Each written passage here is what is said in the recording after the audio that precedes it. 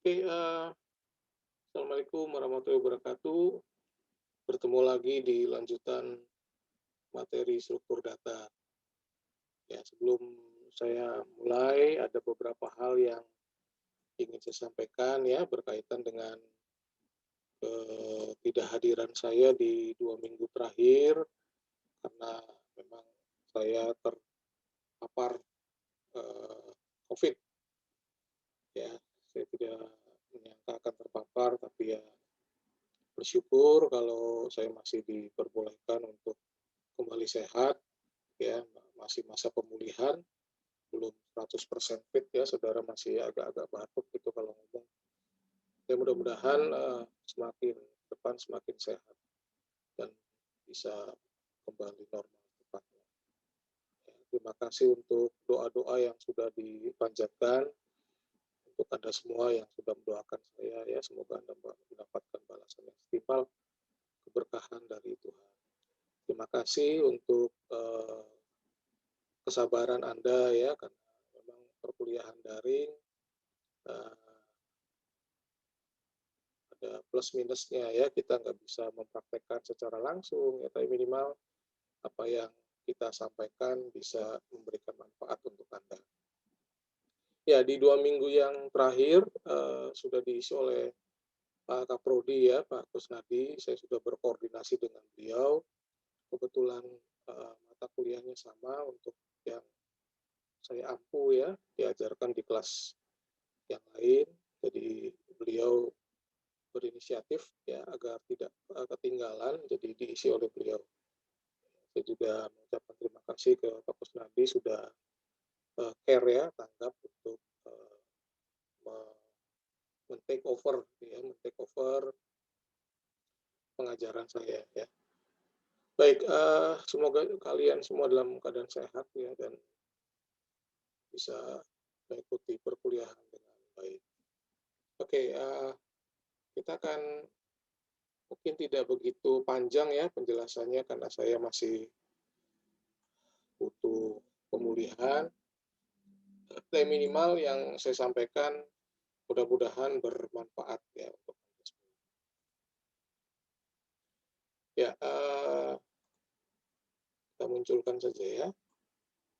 Oke, di minggu yang keempat ini materinya diberi judul struktur dataset dan dictionary.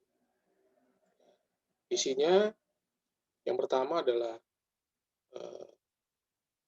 tipe dataset pada Python, lalu yang kedua pembuatan tipe dan set Python, kemudian yang ketiga adalah sifat tipe data Python. Ya. Kalau kita bicara istilah tipe, saudara ya, kalau kita bicara istilah tipe, tipe itu apa? Tipe itu adalah jenis ya, di model lah ya. Kalau kita katakan bahwa tipe dataset Python itu berisi kumpulan tipe data yang dipakai untuk mengelola himpunan. Ya, himpunan atau set misalnya. Set itu himpunan.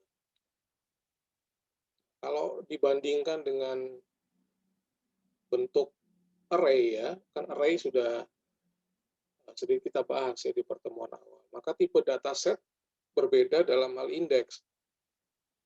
Jadi ada istilah indeks ya, ada pengurutan dan juga keunikan nilai. Jadi ada unique value. Kemudian tipe dataset tidak punya indeks. Jadi kalau di array kan kita bicara ada indeks ya, indeks ke 0 mulainya kan 0, 1 dan seterusnya. Sedangkan di dataset ini kita nggak punya indeks. Jadi nggak ada mekanisme pengurutan. Kalau pengurutan harus dicek by index ya. Tapi kalau tidak ada indeks ya nggak ada mekanisme pengurutan. Jadi kalau kita nginput beberapa nilai ke dalam tipe dataset, maka posisinya bisa random gitu. Bisa di mana saja. Jadi tidak harus urutannya di indeks ke 0 atau nanti berikutnya di indeks pertama ya, indeks kedua dan seterusnya. Seperti di array ya. Ini dia masuknya bisa di mana saja. Jadi tidak persis seperti apa yang tertulis. Nah, karena nggak punya indeks, maka kita nggak bisa nambah nilai baru. Kita nggak bisa nambah nilai baru ke dalam dataset dengan cara nulis nomor indeks. Seperti pada yang minggu lalu mungkin sudah dibahas ya, di tipe data list. Ciri khas yang lain adalah dia nggak bisa terima ganda, jadi setiap nilai dalam set harus unik. Nanti kalau Anda sudah masuk ke dalam database, di MySQL lah minimal gitu ya, database, maka database itu harus punya register. Nah, register atau kunci ya. Nah, kunci itulah yang nanti berisi dengan data yang unik. Gitu ya. Kalau bagaimana kalau kita paksakan kita nginput beberapa nilai yang sama? Nah, maka yang tersimpan ya hanya satu yang tersimpan dalam dataset. Gitu ya. Sudah jelas ya, ini karakteristiknya dulu. Nah, pembuatan tipe dataset Python ini gampang ya. Untuk bikin dataset ya hampir seperti list sebetulnya sama ya. Jadi kita gunakan tanda kurung, kurung kurawal ya. Kemudian setiap anggota set dipisah pakai koma. Jadi kalau kalau saya bikin ya dataset 1 isinya ada mangga, jeruk, apel, anggur. Lalu 2 isinya 10, 20, 30, 40. 3 isinya Python 100, 3.45 true. Itu adalah dataset. Ya kita lihat tidak ada data yang sama ya. Silakan nanti ini Anda coba ya. Anda coba ya. Jadi ikuti aja, silakan tinggal ikuti. Jadi lihat hasil eksekusinya, kemudian ambil kesimpulan dari sana. Jelas ya. Nah, selain perbedaan tanda kurung, cara penulisan tipe dataset nggak berbeda dengan data list atau tuple ya. Jadi bedanya cuma di kurung.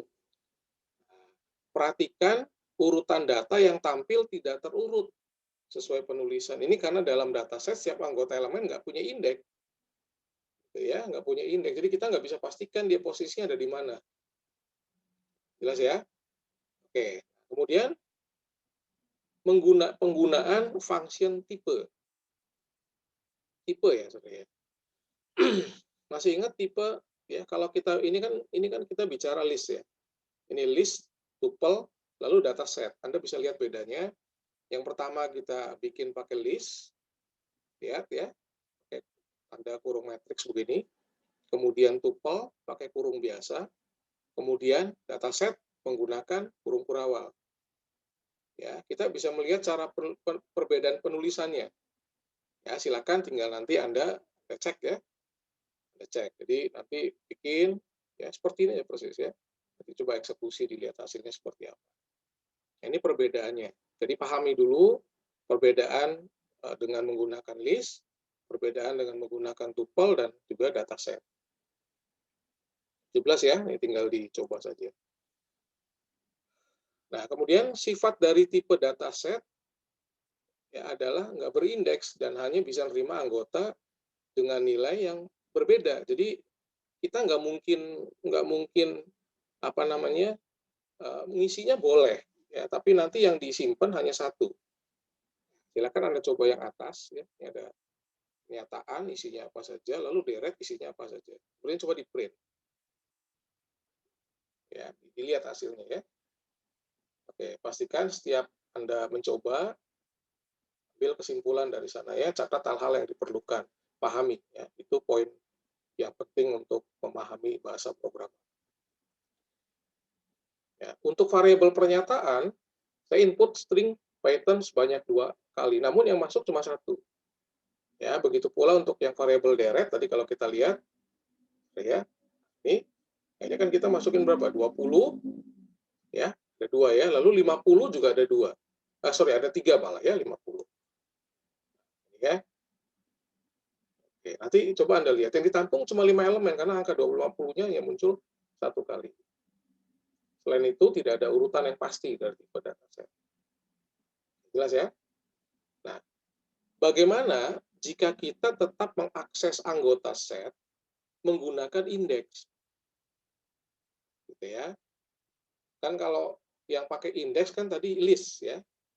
Itu pakai indeks. Jadi kalau kita menggunakan dataset, lalu Anda akses menggunakan indeks, ya silakan dicoba. Yang terjadi adalah error. Saudara ya. Error karena tipe dataset memang nggak punya indeks. Nah, kalau Anda menggunakan yang list, dia akan muncul. Jelas ya? Nah, silakan nanti dicoba ya, harus coba nih supaya Anda tahu, kebenarannya. Oke. Kemudian ada organisasi himpunan ya. Anda pernah belajar,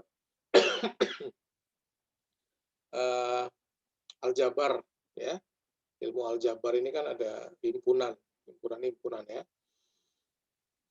Nanti kalau sudah masuk ke MySQL itu ada yang namanya aljabar relasional, kalkulus relasional ya. Nah, itu nanti kita akan lakukan. Mudah-mudahan saya bisa kembali mendampingi Anda. Jadi tipe dataset itu dasarnya adalah khusus yang dipakai untuk operasi himpunan. Operasi himpunan banyak ya, Saudara ya.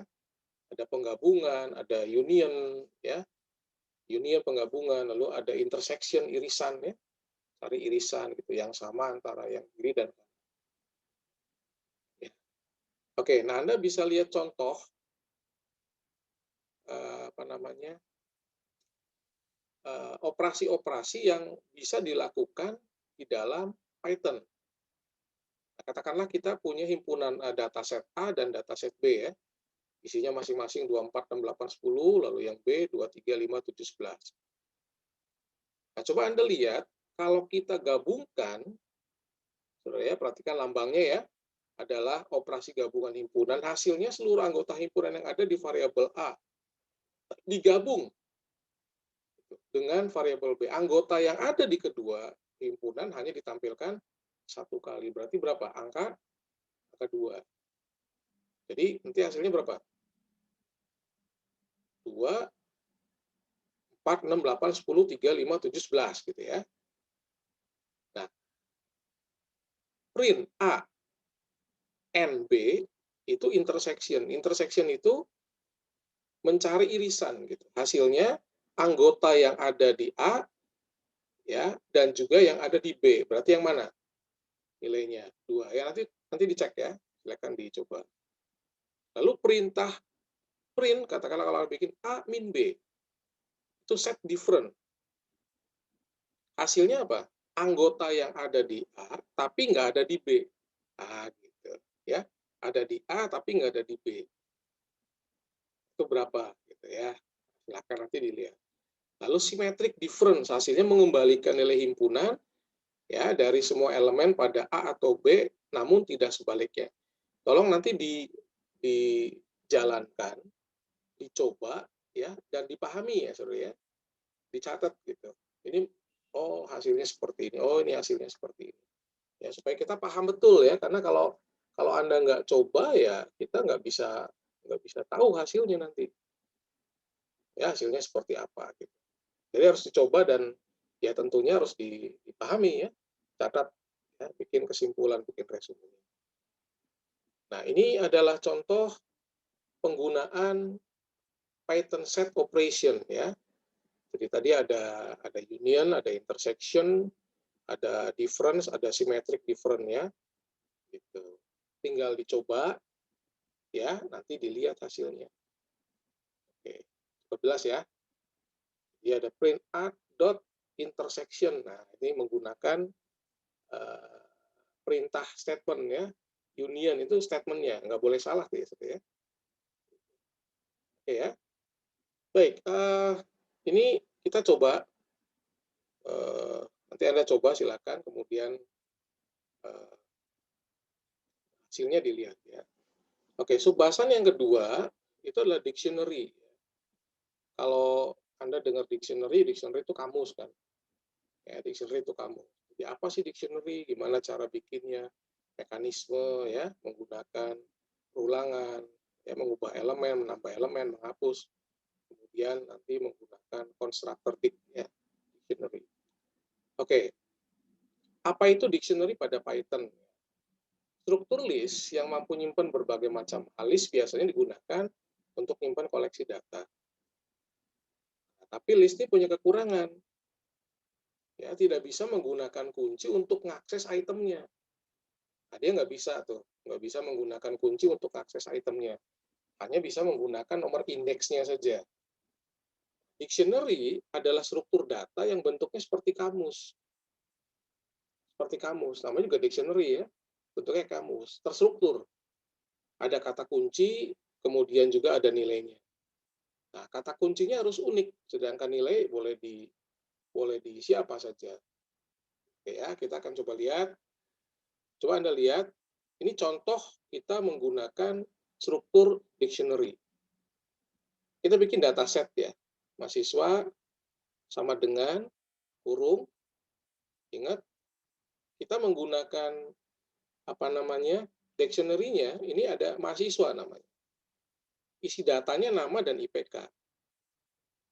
Nama dan IPK adalah key yang akan digunakan buat akses nilai di dalamnya. Ya. Nah, bedanya dengan list dan tuple, bahwa dictionary itu punya kunci berupa teks juga bisa angka. Sedangkan list menggunakan indeks berupa angka saja. Nah, ini bedanya. Jadi kita bisa bikin nilainya menggunakan atau berisi dengan data teks ya untuk di apa namanya? Untuk di dictionary ya. Kalau di list nggak bisa. Gitu. Kalau di list nggak bisa. Oke ya, cukup jelas. Baik. Nah, sekarang kita Anda silakan nanti coba ya. Ini coba, silakan nanti dicoba. Nah, kemudian bagaimana kita menuliskan apa namanya? Bentuk penulisan yang lengkap gitu ya dalam dictionary. Jadi hal yang wajib yang harus dituliskan dalam pembuatan dictionary itu ada nama dictionary-nya, lalu key-nya, value, buka dan tutupnya menggunakan kurung kurawal. Ya, untuk key dan value dipisah menggunakan titik dua. Dan apabila terdapat lebih dari satu item, maka dipisah dengan koma. Ya, contoh satu item. Nama underscore dik1.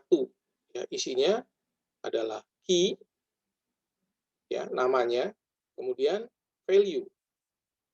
Nah, kemudian ada print ya, di print nama underscore dictionary.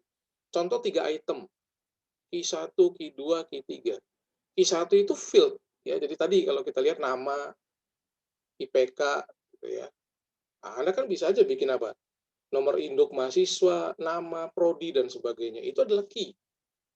Dan ingat strukturnya bahwa yang namanya key tentu saja ya sebagai kunci, maka isinya nanti harus unik.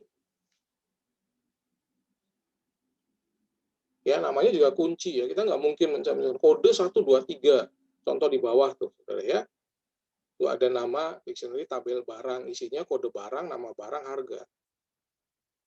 Mungkin nggak Anda mengisi kode barang, udah 1, 2, 3 kepake buat air aqua. Kemudian Anda bikin lagi kode barang 1, 2, 3. Nama barangnya sirup. Nah, itu nggak bisa. Ya. Baik, nanti tinggal dicoba ya. Silakan dicoba. Oke.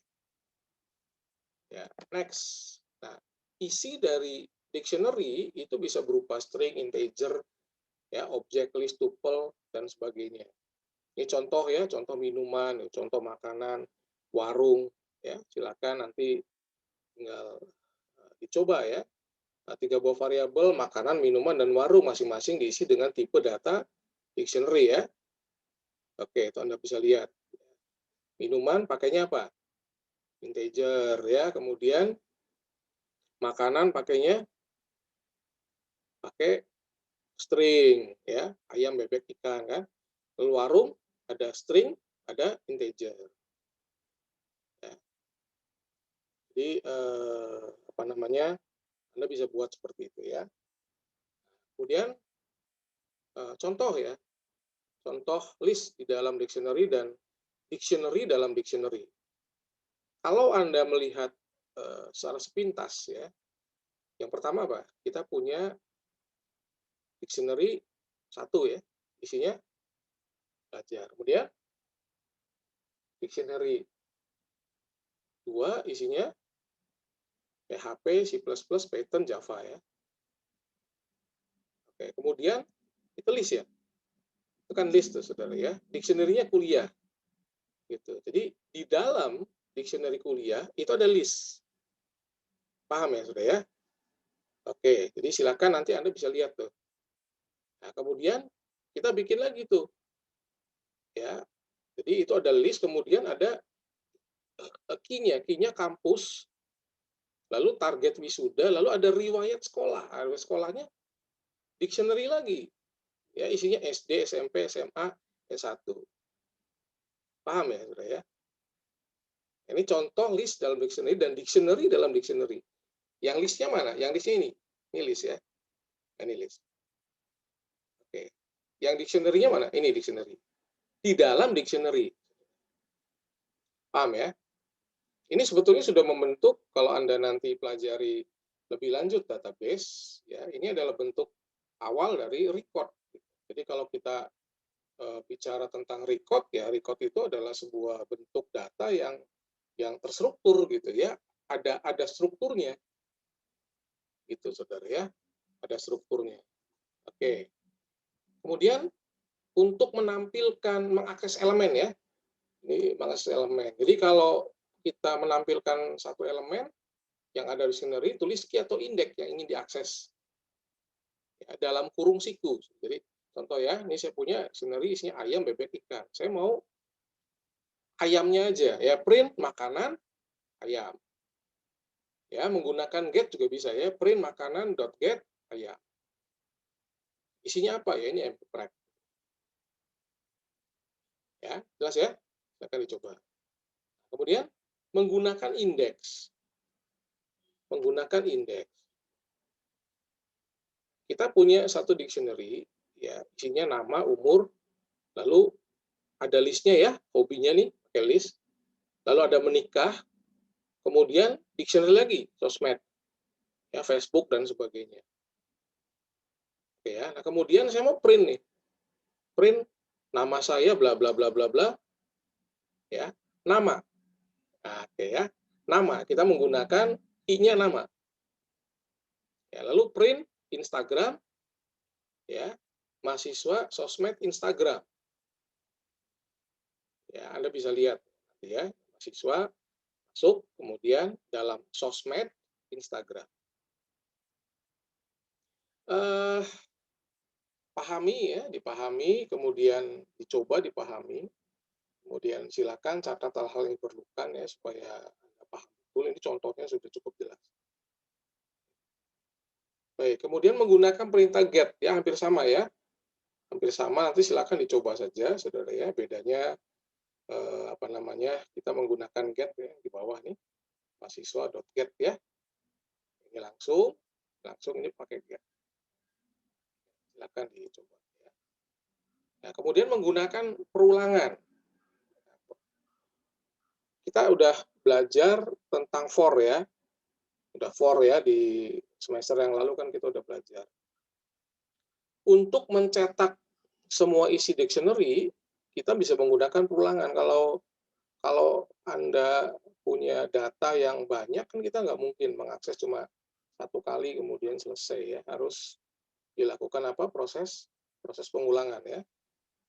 Oke, nah Anda bisa lihat ini kita punya dictionary ya, web, ini isinya. Kemudian mencetak isi dictionary dengan perulangan. For key in web, ya, print web key. Ya. Nah,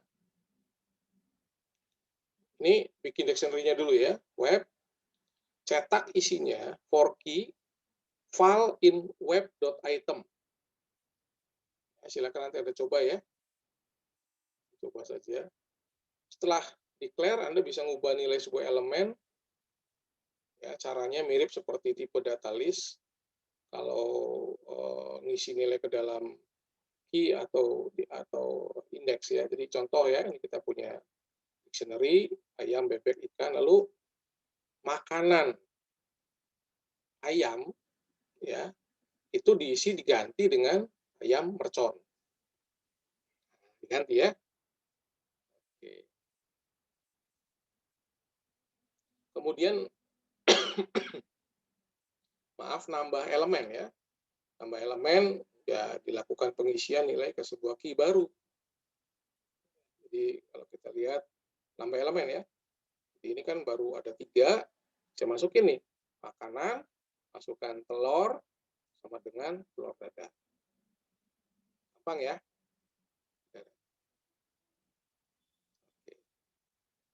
menambah elemen dengan cara update. Saya punya dictionary-nya kampus sama dengan ya name Universitas IC. Nambah URL kampus.update tambah nih ya URL bla bla bla print kampus. Update email kampus.update ya. Jadi kita bisa menambahkan dengan cara update. Bandingkan dengan yang ini. Ya, silakan. Ya, ini kan kita nggak pakai list di sini, saudara ya. Ini pakai list di dalamnya. Oke. Nah, menghapus ya. Kalau menghapus gimana caranya? Kita menggunakan, kalau kita bisa pakai del atau metode pop ya. Metode pop itu metode yang berfungsi untuk mengeluarkan item dari dictionary dibuat. Ya, kalau fungsi del itu ngapus satu variabel dari memori, ya itu bedanya. Nah, kalau kita pengen ngapus semua, kita gunakan clear. Ya, menggunakan perintah pop. Jadi kalau kita lihat ini ada makanan ya, ayam, bebek, ikan, sambal, kita masukkan. Sebelum salah satu sendiri dihapus, kita cetak dulu. Ya, kemudian kita hapus nih makanan .pop.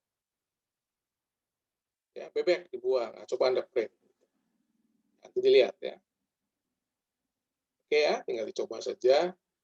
Nah, kemudian mengambil panjang dictionary ya, itu pakai len. Ya, coba nanti ini ada statementnya, statement len. Gampang ya, Anda tinggal nyoba, kemudian kembali catat hal-hal yang diperlukan. Oke ya. Nah, kemudian bagian terakhir adalah pembuatan dictionary dengan konstruktor dictionary.